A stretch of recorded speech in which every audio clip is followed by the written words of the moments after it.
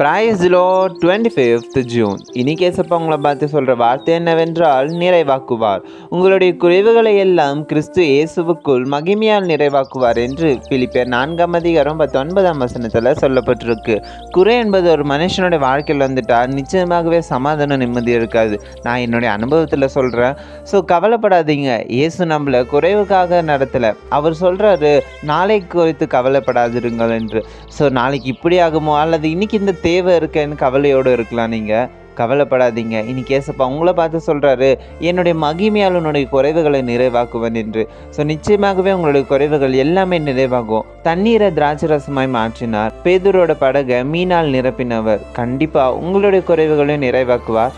விசுவாசத்தோடு இருங்க. விசுவாசிக்கிறவனுக்கு எல்லாம் கூடும். உங்கள் குறைவுகள் இயேசு கிறிஸ்துவால் நிறைவாகும். By verse with Jebaraj. Have a lovely day.